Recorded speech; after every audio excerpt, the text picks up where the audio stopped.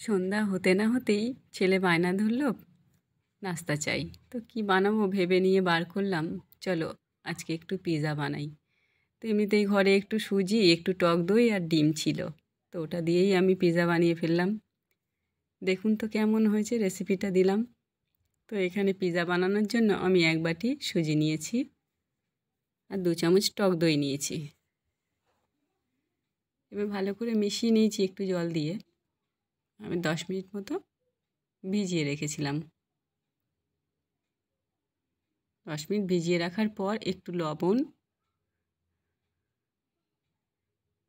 একটু ডিম, আমি এখানে 2 পিস ডিম দিয়েছি, দিয়ে আমি ভালো করে একটা ব্যাটার বানিয়ে নিয়েছি। একটা কড়াই বসিয়ে দিয়েছি গ্যাসে। তো কড়াইটা গরম হয়ে গেলে আমি ব্যাটারের মধ্যে একটি বেকিং পাউডার অ্যাড করে ভালো করে গুলে নিয়ে প্যানটা গরম হয়ে গেলে ব্যাটারটাকে ঢেলে দিচ্ছি। ঢেলে দেওয়ার পর আমি 15 মিনিট আমি এটাকে রান্না করে নেব ভালো করে। তো বাষ্প যাতে বের না হয় আমি একটা লবঙ্গ দিয়ে ছিদ্রটাকে আটকে দিচ্ছি। তো 15 মিনিট হয়ে গেছে, এবার অপোজিট সাইডটা কুক করব। তো আমি গ্যাসের ফ্লেমটা বন্ধ করে দিয়েছি, দিয়ে একটু তেল ব্রাশ করে নিচ্ছি। তবে একটু সাজিয়ে দিই পিৎজাটাকে। 3 রকম সস দিলাম, tomato sauce, red chilli sauce, green chilli sauce. আমার কাছে এই 3টে সসই ছিল, সেই জন্য এই 3টে সস দিয়ে দিলাম।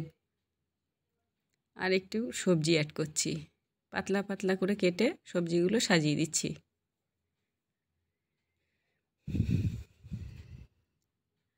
পেঁয়াজ কুচি, গাজর কুচি আর টমেটো আর চিজগুলোকে পাতলা পাতলা করে কেটে ওপরে বিছিয়ে দিচ্ছি ভালো করে। সব দেওয়া হয়ে গেছে, এবার একটু অরিগানো ছড়িয়ে দিলাম, একটু চিলি ফ্লেক্স ছড়িয়ে দিলাম, দিয়ে ঢাকনা চাপা দিয়ে 10 মিনিট কুক করে নেব।